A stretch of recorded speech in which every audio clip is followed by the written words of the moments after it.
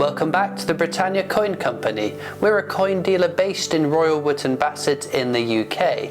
For over half a century we've been using the coins that are currently in circulation, a system which has a base set of 10, so 100 pennies in a pound, all easily divisible by the coins that are in circulation. But for centuries before that there was a whole nother system which was used instead. This is what we now refer to as the pre-decimal system. We're going to have a look at that and explain it in today's video. Our starting point and smallest denomination was the farthing, effectively a quarter of a penny, so two of these make a half penny, and if we combine two of these it gives us a penny.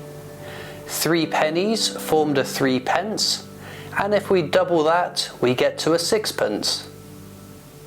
The next coin is a shilling, which we can get to by ways of 2 6pences or 12 pennies. Either way, 2 shillings make a florin. One step up we see a half crown, which comprise 2.5 shillings, so 2 shillings and 6 pence. 2 half crowns make a whole crown, which is also 5 shillings. 4 of these crowns make a pound, but so does 20 shillings. It's as easy as that. Now you should have seen the little map that I drew out to get my head around this crazy system. So why did we use such a convoluted system for such a long amount of time? What we have to consider is that a pound is not just a unit of currency, but also a unit of weight. A pound of silver could be divided into smaller pieces to make it easier to trade and barter with. The process of shaving off bits of metal to subdivide it was called shilling, and that is where we get the name for the coin, a shilling. In fact, 240 pennies made a pound in currency because of the weight of 240 silver pennies equaled a pound in weight of silver.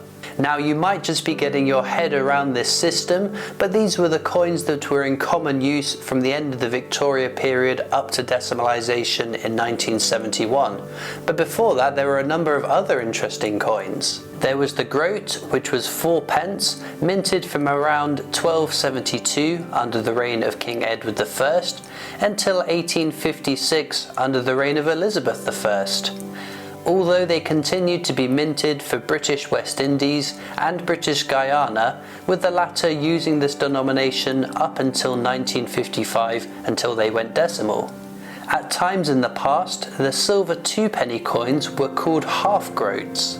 There was also the angel, a gold coin worth 6 shillings and 8 pence, but it fluctuated due to the value of gold, up to 11 shillings at times. I know, as if the currency system wasn't convoluted enough. These were minted between 1465 and 1642 and are the reason that many pubs are named in its honour. The guinea was a standard gold coin between 1663 and 1814, which varied in value from 20 shillings or a pound up to 30 shillings at times. But for the last 100 years of its use, the value of it was pegged at 21 shillings. The term guinea outdated the coin itself, with it being used in common parlance to refer to a value of £1 and 1 shilling. It is also worth noting the sovereign, an iconic coin known the world over, which was first authorised by King Henry VII in 1489, although not used much at that time being such a high denomination coin. This was a circulating coin though from 1817 up until the start of the First World War in 1914, when it was removed from circulation and replaced by banknotes and had a value of £1. The 3 farthings coin equated to 3/4 of a penny and was in use between 1561 and 1582 under the reign of Queen Elizabeth I. There was also the uncommon 3.5 pence coin, which was mainly used in British colonies between 1834 and 1843, and then also in 1860 to 1862. In Jamaica they referred to this coin as a quatty. Are you still with me here then? This system meant that units of currency were broken down into pounds, shilling and pence, rather than our current system of pounds and pence. This can get complicated when trying to add up the value of a couple of items. If you have one item worth £1, 16 shillings and 9 pence, and another worth £2, 7 shillings and 7 pence, what's the combined value? Let's deal with the pennies first. 9 pence plus 7 pence is 16 pence. With 12 pence in a shilling, we carry that, leaving 4 pence. The shillings next. 16 shillings plus 7 shillings is 23 shillings, but we don't forget the shilling we carried from the pence, so that's 24 shillings. With 20 shillings in a pound, we carry the pound, leaving us 4 shillings. Finally, the pound. 1 pound plus 2 pound is 3 pounds. Plus the pound carried from the shillings gives us a total of 4 pounds, 4 shillings and 4 pence. Now imagine trying to work that out in a queue at your local Aldi or Lidl. Just to set the fox amongst the pigeons, a lot of these coins have their own colloquial nicknames too. The halfpenny would be called the halfpenny or the mag. The 3 pence was normally pronounced threepence or threepenny, and also joey. A 6 pence is also a tanner or a bender.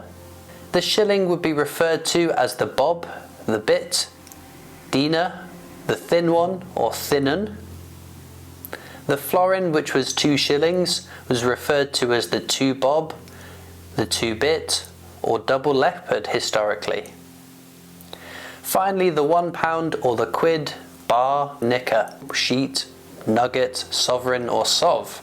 Now there are a ton of other examples of other coins with some weird and fascinating reasons for calling them that, but another story for a future video. But I guess we could have started this video off by instead saying that 6 mags make a joey, 2 joeys are a zac, 2 zacs a thinnan, 2 thinnans a double leopard, and 10 double leopards or 20 bob a nicker.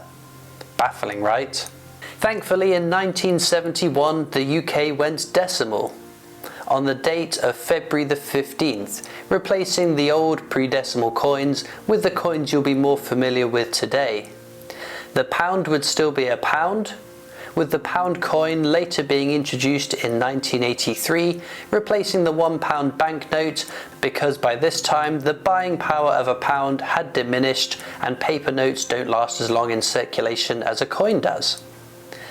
The crown and half crown were scrapped entirely, with the value of the crown being substituted for 25 pence. The florin or the 2 shilling became a 10 pence coin. The shilling naturally was then worth 5 pence. The 3 and 6 pence would be done away with and instead substituted for a new 1 and 2 pence coin. The penny being significantly smaller than its predecessor. Likewise, a new halfpence coin, much scaled down from the pre-decimal one, but by 1984 the buying power of the halfpenny was so little that the coin was withdrawn. However, the halfpenny in 1984 had more buying power than some of our current low denomination coins, hence the calls a few years ago to get rid of the penny and 2 pence coins, but that did all come to nothing, for now. The largest coin, the 50 pence, replaced the 10 shilling note. In 1982, the 20 pence coin began to be produced for the first time, and then 4 years later, the first £2 coin began to be produced, bringing us up to the full set of coins which we see in circulation today. The UK was very late to decimalize, with much of the former British Empire changing currency systems decades or even centuries before. One notable exception being Nigeria, which went through decimalization in 1973, and only Madagascar and Mauritania still make use of a non-decimal system to this day. Now this coin was released in 2021 to mark the 50th anniversary of the UK going decimal. It is a beautiful design comprising slithers of the old pre-decimal coins which we've had a look at, surrounding the shape of a 50 pence coin.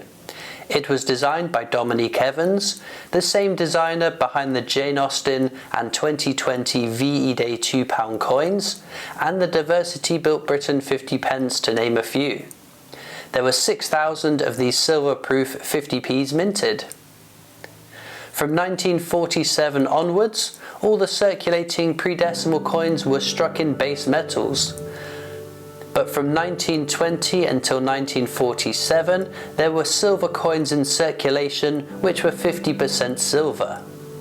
Before this, the circulating silver coinage was 0.925 sterling silver, although there were time periods where the silver coins were debased, having the silver content reduced, notably during the reign of King Henry VIII, but his daughter Queen Elizabeth I restored the sterling silver standard by 1560. I'm sure there are many of you in the comments that remember the pre-decimal system fondly, but I think it's safe to say that if you were starting from scratch, learning a system of currency, the one we've got now is a little bit easier to get a grip on. Let me know in the comments if you've got any fond memories of the pre-decimal system, or if you're a bit young to have memories of it, let me know which is your favourite coin from this period. As ever, there are links in the description to our product offering if you'd like to take a look at some of these coins over on our website. Be sure to hit that subscribe button and give the video a like. As we grow, we're going to be doing more giveaways, with one scheduled to be happening at 4,000 subscribers, which we're getting to slowly.